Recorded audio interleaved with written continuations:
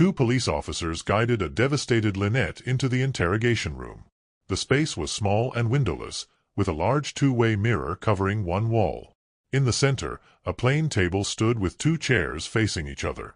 On the table, a microphone and a camera were set up. One of the officers motioned for her to sit, positioning her so she faced the mirror. She lowered herself into the chair, tears streaming down her face. Without a word, the two officers exited, leaving her alone for a brief moment before a young woman entered. A badge dangled from a lanyard around her neck. "I'm Detective Sarah Adam," she said, settling into the chair across from Lynette. Her voice was calm, but firm. "I know this is incredibly difficult for you, but we need to go over everything, right up until what happened this morning in the liquor store parking lot." Lynette shook her head, exhausted. "I've already told the officers everything. I've been here for 4 hours. I just want to go home to my family." Her voice cracked, and suddenly, she broke down, sobs racking her body.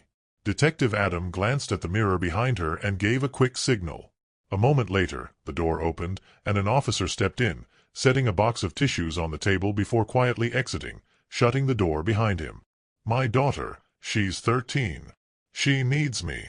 Please, I have to go," Lynette pleaded, her eyes filled with desperation. Detective Adam leaned in slightly, her tone soft but steady. "I understand, Mrs. Westford. I really do. But when you spoke to the officers earlier, there was so much crying and emotion, they weren't able to make sense of everything." She paused, letting her words settle.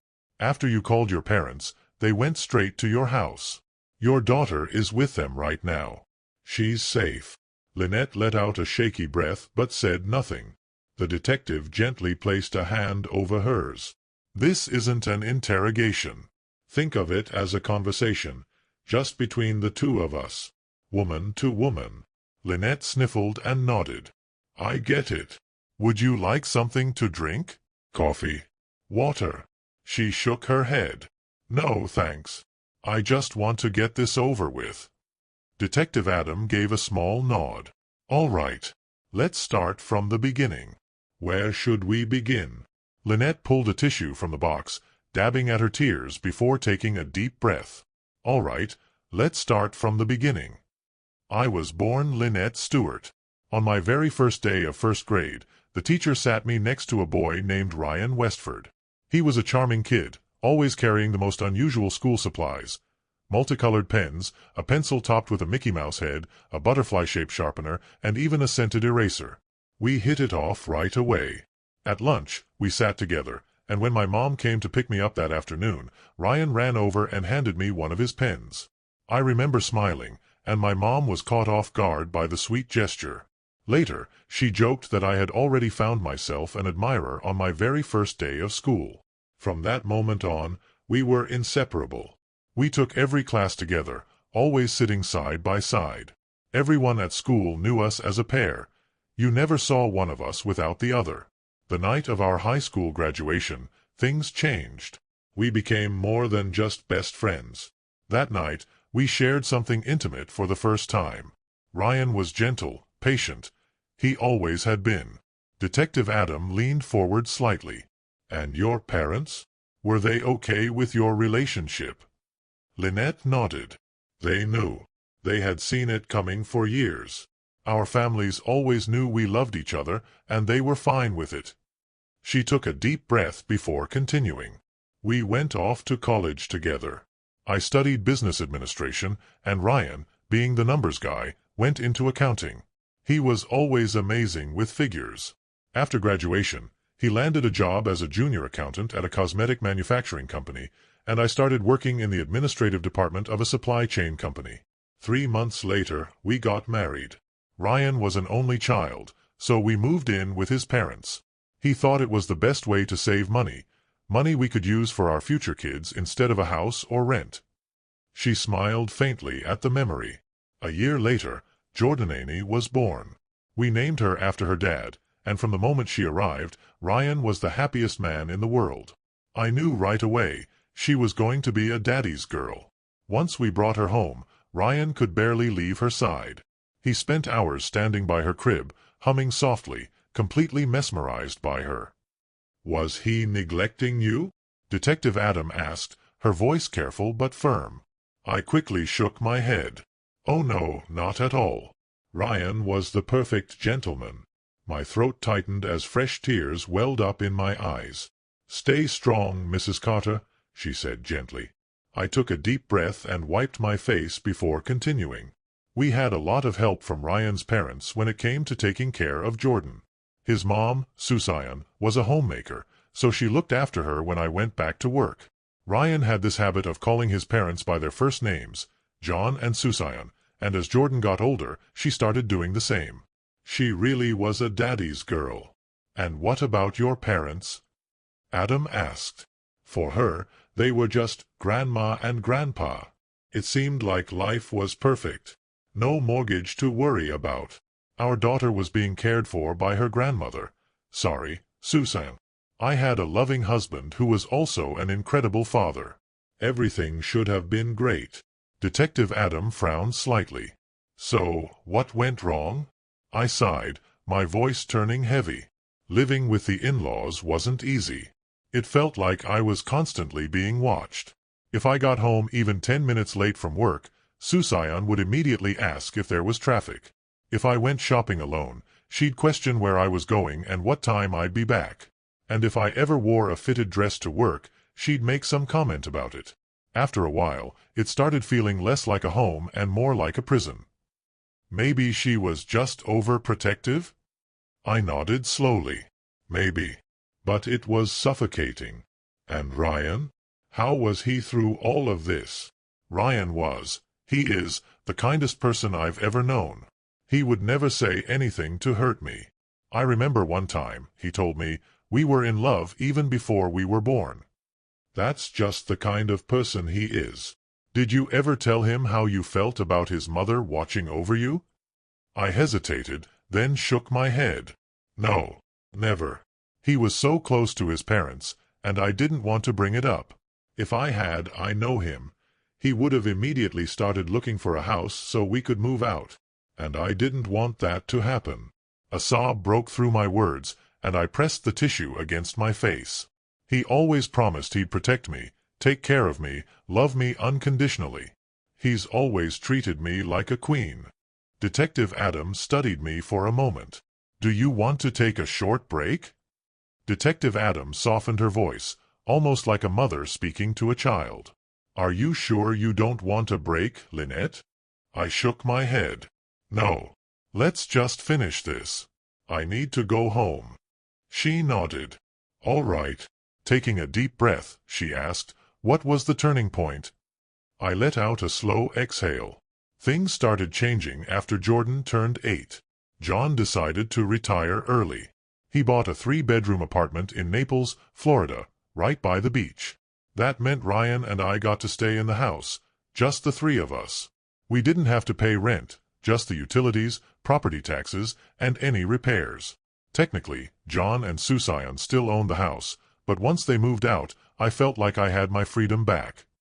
I hesitated before adding, but it wasn't easy for Ryan and Jordan. Losing his parents nearby was hard for him, and Jordan missed her grandma. Still, for me, it felt like a weight had been lifted. I could wear whatever I wanted without someone commenting. If I got home late from work, I didn't have to explain myself. My coworkers, who had invited me to their girls' nights out countless times before, were stunned when I finally showed up at a bar with them one Friday night. Detective Adam tilted her head slightly. And Ryan was okay with you going out alone? I nodded. Yeah, of course. He loved me. He never told me no. He trusted me completely. Our group was a mix of single and married women. Some were loyal to their husbands or boyfriends, while others weren't. Whatever happened on those nights out stayed between us. I always kept my distance from the men we met. But then, one Friday night, I met someone. A married man. We talked. We drank. We danced. And while we moved together on the dance floor, he pulled me close, so close I could feel the heat of his body, his attraction to me. It was exciting. After a few songs, he took my hand and led me outside, to a car parked in a dark corner of the lot.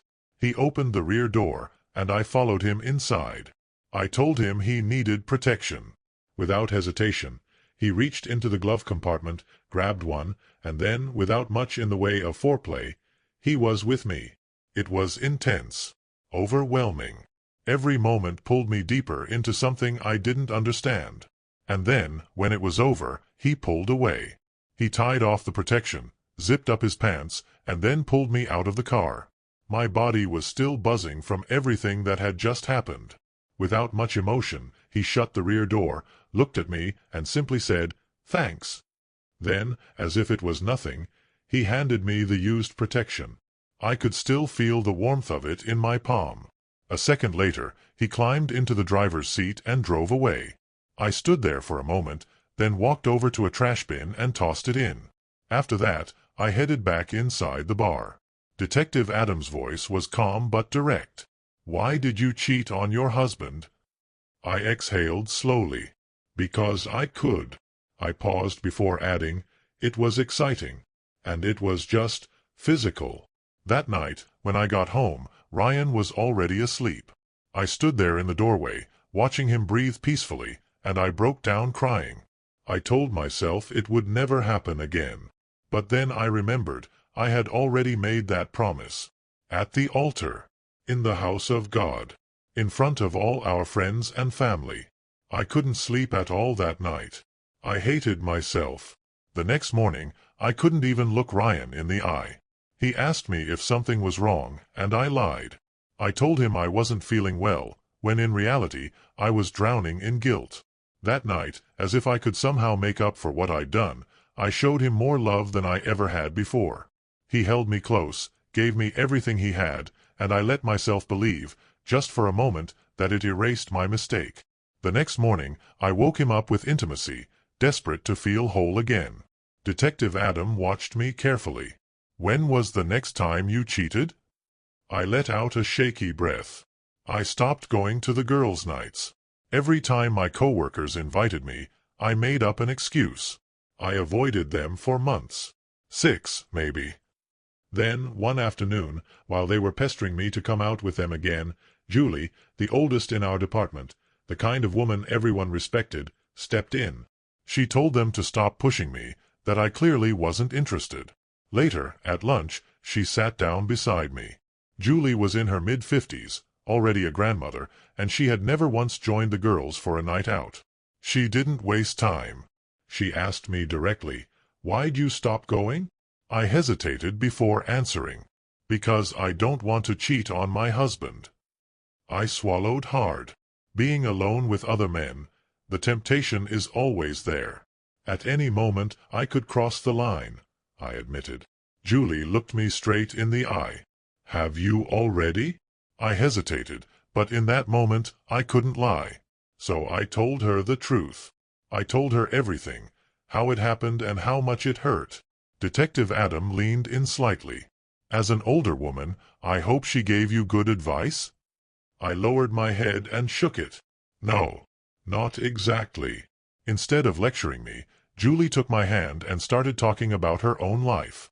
She had married young, raised 2 daughters, both now married with kids of their own. Then came menopause. She said it made her feel old, and she just couldn't accept it. To fight it, she started dressing in tighter clothes, wearing plunging necklines, piling on makeup, and styling her hair like she was in her 20s again. Her husband didn't seem to mind. He still loved her, still treated her the same. But it wasn't enough. One Saturday, after a shopping trip, she stopped at a coffee shop. A young guy, couldn't have been more than 20, sat down beside her. When she finished her coffee, he turned to her, completely unfazed, and asked if she wanted to have some fun. She was caught off guard at first, but instead of brushing him off, she smiled and asked if he knew somewhere discreet. He led her to an underground parking garage. No cameras, no prying eyes. That day, they were intimate twice in the back seat of her car. That was just the beginning. They kept meeting, regularly. 6 months later, he introduced her to a friend. And then another. Even now, she still seeks out young men in their early 20s. Her husband never suspected a thing. She had learned to be careful. I asked if she ever regretted it. She thought for a moment before saying, "I love my husband. Always have. But with these young men, it's just physical." To ease her guilt, she told me, she had one rule: she never let them kiss her deeply. Kissing, she said, was for her husband only. Then she told me something that stuck with me. If he doesn't know, it doesn't hurt him. Detective Adams' expression hardened.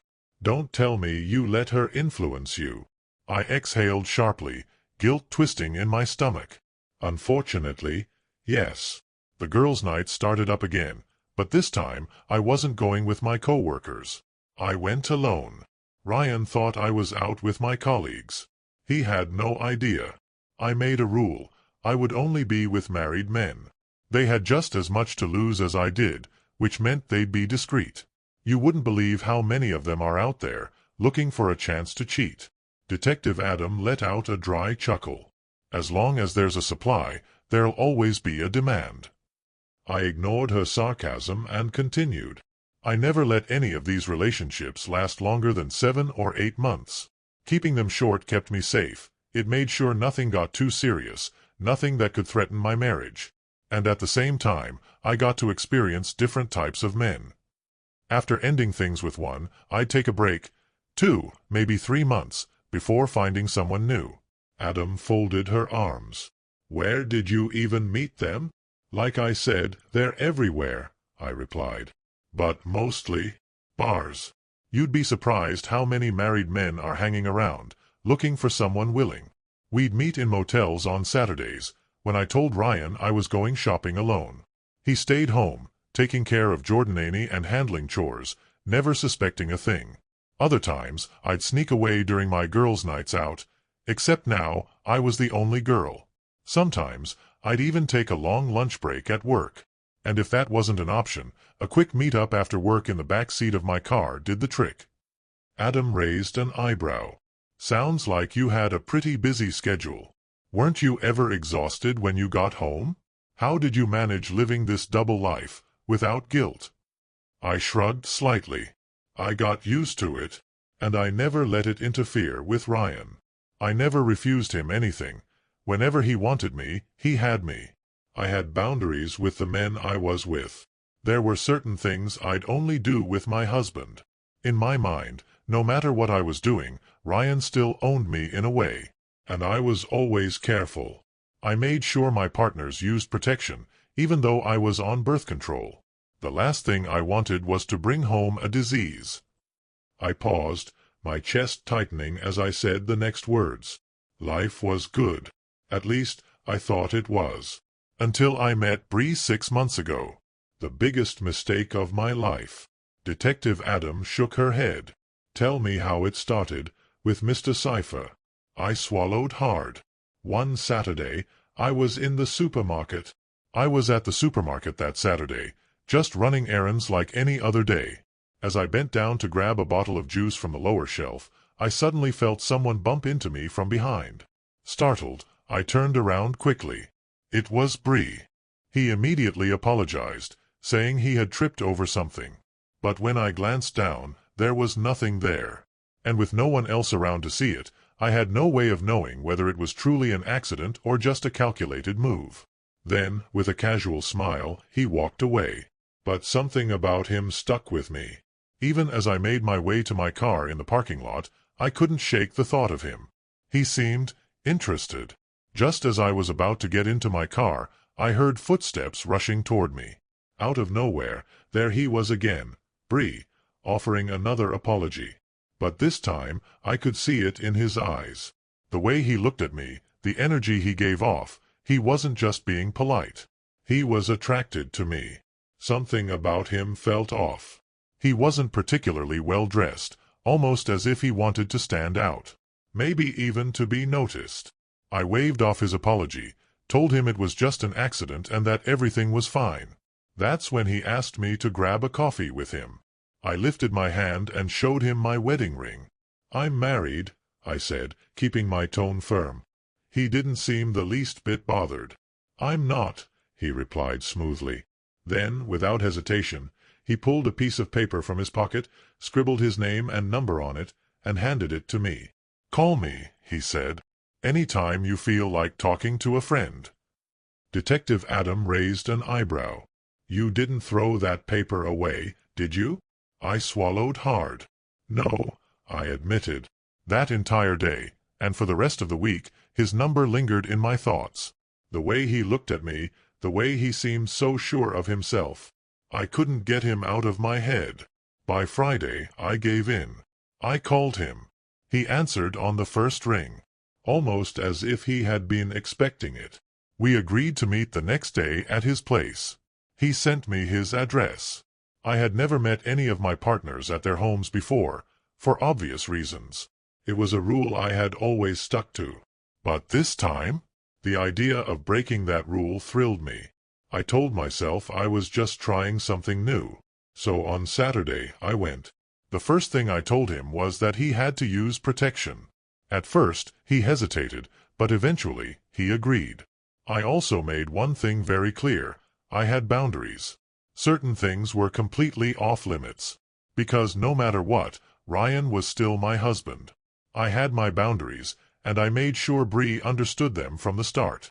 There were certain things I wouldn't do, and if he wanted to be with me, he had to accept that. He didn't seem to mind. He knew exactly how to please me, and I couldn't deny it. I felt things with him that I hadn't in a long time. Detective Adam narrowed her eyes. So, it wasn't just a one-time thing? I shook my head. No. We kept seeing each other, just like I had with the others before him. But after about 3 months, something changed. He started getting possessive. One night, during one of my so-called girls' nights out, he begged me to spend the night with him. He said he wanted to wake up next to me, to have me in his arms in the morning. Adam tilted her head. Did you? How could I? I shot back. After that, he wanted to meet more often, far more than I was comfortable with. I told him no. Then, one night, he did something that made my stomach turn. He handed me a small packet of powder and told me to slip it into Ryan's drink at dinner. Said it would make him sleep so deeply that Bree could come over, sneak into my bed, and be with me, while my husband was lying right next to us. It was insane. I told him right then and there that I would never do something like that. And that's when I knew I had to cut him off. I started distancing myself. No more lunchtime meetups, no more late-night encounters. I made excuses, dodged his calls, avoided him altogether. For 3 weeks, I didn't see him. When we finally did meet again, 3 Saturdays later, he was furious. That night, he was rough with me, his frustration showing in every touch. The second time we met after that, he went even further. He told me to stop sleeping with Ryan. He wanted me to cut him off completely. Adam leaned forward. And what did you do? I clenched my jaw. Nothing. Ryan is my husband. I belong to him. I stopped seeing Bree altogether. For almost a month, I ignored his calls and messages. Occasionally, I'd send a short reply, telling him I was busy or that he had hurt me too much the last time we were together. He apologized over and over, even sent flowers to my office. Then last Saturday, I made up my mind. I would meet him one final time. I wanted to tell him it was over. Completely. I had gone too far, and I knew it. I had to put an end to it, for good. After that meeting, I told myself I would be the best wife a man could have. As I spoke, I turned my gaze away from Adam. 100 thoughts were racing through my mind. As usual, we met at his place, I continued, my voice growing quieter. Things started off normally, but at one point, Bree tried to turn me around. I assumed he just wanted to switch positions. But then, I realized, he was trying to do something I had made very clear I would never allow. Panic shot through me. I fought back, struggling to break free, and somehow, I managed to jump off the bed. But before I could get away, he grabbed my arm and yanked me back with force, throwing me onto the mattress. That's when instinct kicked in. I kicked him, hard, right where it hurt the most. He let out a strangled groan, immediately releasing me as he curled up, clutching himself in pain. I didn't waste a second. I lunged for my phone on the nightstand and held it up. I swear, if you try that again, I'll call 911, I threatened, my finger hovering over the dial button. He didn't say a word. Just lay there, groaning in the fetal position. Breathing heavily, I grabbed my dress, threw it on as fast as I could, and yelled, I never want to see you again." Then I ran out of his house. Detective Adam watched me carefully. "Did he try to reach you after that?" I shook my head. "Not at first. The whole week went by without a word from him. But then, this morning, everything changed. After ignoring about 10 missed calls from his number, I finally blocked him. I thought that was the end of it. Then the house phone rang. I still don't know how he got our landline number. I had never given it to him." Adam frowned. "Maybe he took it from your phone without you realizing?" "Maybe," I admitted. "I could have left my phone unlocked in the bathroom or something. I don't know." At the time, Ryan had gone to the liquor store. He wanted to surprise us tonight. He was making coke au vin with tiramisu for dessert. So when the phone rang, Jordan answered it. And that's when Bree gave her his full name. He told her he was a colleague of mine from work and that he needed to speak with me about an important file. She didn't think anything of it. Just told him I was busy and that I'd call him back later. The second she told me what had happened, my heart nearly stopped. I knew I had to act fast. I asked her to go clean her room, knowing she'd turn her music up while she did. Then I went down to the basement, grabbed my cell phone, and called Bree. For a moment, I just stood there, gripping the phone so tightly my hands shook. Detective Adams' voice was quiet but firm. "What did he say?" I swallowed hard. "He told me to come to his house immediately, or else he'd tell Ryan everything." I took a shaky breath and told him the truth.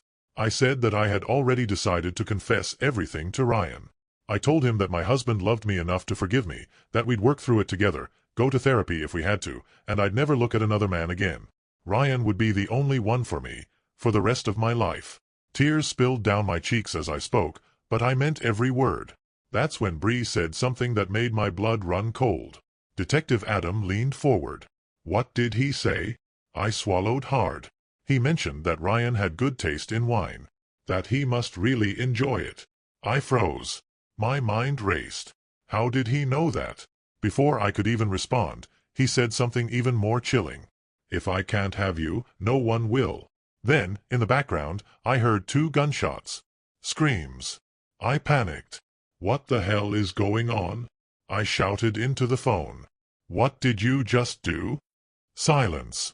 Then I heard a car door slam shut, and Bree's voice came through the receiver one last time. "If I can't have you, no one will." A single gunshot rang out. I didn't think. I just ran to my car, started the engine, and sped toward the liquor store. By the time I got there, it was too late. The parking lot was swarmed with police, the crime scene already roped off with yellow tape. And there, lying on the pavement, was Ryan. 2 gunshot wounds to the chest. My knees buckled. I collapsed, screaming. Detective Adams' voice was gentle but firm. "And Bree?" "They found him in his car, not far from the scene," I whispered, my voice shaking. "Shot himself in the mouth. The bullet went through the back of his head." Tears poured down my face as I broke down completely. Detective Adam reached across the table and held my hand. "You have a daughter to take care of," she reminded me softly. Then she turned toward the two-way mirror and gave a small nod. A moment later, she stood up. "Your parents are waiting for you in the front office. Come on, I'll walk you to them." As we walked down the hallway, she suddenly stopped and turned to face me. "From everything you told me, Ryan was a good husband, a good father. He loved his family. He cooked, took care of the house, even gave you all the freedom in the world. He was, by every definition, the perfect man, the kind of husband any woman would dream of." Her eyes locked onto mine. "And still, you cheated on him." I opened my mouth to respond, but nothing came out. She took a deep breath, her expression unreadable. "It was a mistake," she said finally. "A fatal mistake." Then, without another word, she turned and walked away. Stop. As soon as I saw my parents, I ran straight into their arms. We held each other tightly, all 3 of us breaking down in tears. "You left Jordan home alone?" I asked through sobs. My mother, Susion, shook her head. "We got here an hour ago," she said gently. "She called us, and we took the next available flight." Dad placed a hand on my back. "Let's go home." With both of them holding on to me, they led me out of the precinct. When we arrived home, I saw that some of Jordanani's friends were there. And then, standing by the doorway, were John and Susan, Ryan's parents. They didn't smile. Their faces were cold. I swallowed hard and looked around. "Where's Jordan?" I asked, my voice barely above a whisper. "She's in her room with a couple of friends," Susan replied. But before I could move, I heard footsteps on the stairs. Jordan was coming down, her friends trailing behind her. The second our eyes met, I knew she had been crying for hours. Her face was red and swollen, and the way she looked at me sent a sharp pain straight through my chest. Then she turned to John and yelled, "Throw this unfaithful woman out of this house." I flinched as if she had slapped me. Then she spun toward me, her eyes burning with pure rage. "You killed my father, cheater!" she screamed. "No," I gasped, stepping forward. "Please, let me explain." "There's nothing to explain, betrayer," she shot back. "It's everywhere, on the news, online, all over social media." Her voice cracked as she continued. "Lover kills cheating wife's husband, then takes his own life. That's what they're saying." Her friends tried to calm her down, but she wasn't having it. She turned back to John and Susan, her body shaking. "I don't want to see her any more," she whispered, her voice trembling with pain. "Just tell her to go away." I reached out desperately. "Jordan, please, it was a mistake. A terrible mistake." But she didn't soften. Her eyes, filled with grief and anger, locked onto mine. "My dad died without ever knowing the truth about his loving wife," she spat. "He was murdered without understanding why. He was shot down without knowing the man who pulled the trigger was the same man his wife had been sleeping with." Tears streamed down her face as her voice broke. "He died without knowing how deeply he was betrayed." Silence fell over the room. Then John took a deep breath and stepped forward, his voice calm but heavy. "This is a tragedy," he said. "We're all in pain." He turned to Susan, then looked at Jordan. "But first, we need to take care of what needs to be done. After that, we'll figure out how to deal with this woman." His words hit me like a knife to the heart. This woman. Not Lynette. Not Jordan's mother. Just this woman. I felt my knees buckle beneath me. "No. Absolutely not. Jordan, please." "Don't," she snapped. Her grandmother's voice wavered. "Jordanani, don't talk about your mother like that." "Let her speak," John shouted, his voice shaking with rage. Susan reached for his arm, pulling him closer. "John, please. We lost our son today, because of an unfaithful woman." The tension in the room was suffocating. Jordan's friends exchanged uncomfortable glances, then quietly excused themselves, heading toward the door. But John wasn't finished. He turned to my parents, his face red with fury. "Your daughter is a cheater," he spat. "You know it. We know it. And now the whole damn world knows it too, because my only child was murdered over her betrayal." His voice cracked. A parent is supposed to be buried by their child. But today, we're the ones burying our son. Silence settled over the room. Then Jordanani spoke. "My dad will be buried in Naples." Every head turned toward her. "You still have a lot of people there," she continued, looking at John. "You still have connections. Get in touch with the right people to make this happen." She inhaled deeply, her face set with determination. "And most importantly, find a lawyer. I want all the paperwork drawn up for my adoption." I gasped. "Please, Jordan, don't make a decision you'll regret." Her grandfather's voice cracked with desperation. "Jordanani, you can't do this. Please." I broke down. "I'm still your mother. I can't live in the same house as you," Jordan interrupted, her voice thick with anger. "I can't even breathe the same air. You disgust me. I don't want to see your face ever again." She turned to John. "Tell her to leave." Her grandmother sobbed. "Jordan, we're your grandparents too. You're part of our family." She turned toward her, eyes softening only slightly. "Grandma, Grandpa, I love you both. I respect you. And I'll never forget everything you've done for me." She took a breath. "But your daughter, she's a cheater. And I want nothing to do with her." Then, with finality, she said, "I'm a Westford. I belong with the Westfords." She turned back to John. "On Monday, you'll take me to school. I'll need my transcript and all my records for a transfer." He nodded. "I'll handle it. And this house," she added, wiping her tears, "it needs to be sold. There are too many memories here." I stood there, frozen, my heart breaking into pieces. John straightened, his voice cold and final. "Lynette, take whatever you want from this house." He met my eyes, his expression unreadable. "The rest stays." "The rest stays," John had said. Everything that belonged to Ryan, to our family, was no longer mine. What was left of my life had to be packed up and taken away. The rest? They donated it to Goodwill. Jordanany moved to Naples, Florida, and never forgave me. She only spoke to John and Susan, and even then, only when they called once a week. She visited Ryan's grave, but that was it. They were her parents now. I started seeing a therapist. But it didn't help. After a few months, things spiraled even more, and I had to be committed to a mental health facility. One of my doctors reached out to Jordanany, pleading with her to visit, just once. He told her that forgiving me, even a little, could help with my recovery. But she refused. On the morning of Jordanany's 18th birthday, a nurse found me in my bed, unmoving, cold. A pool of blood had soaked the floor. Sometime during the night, I had slit my wrists.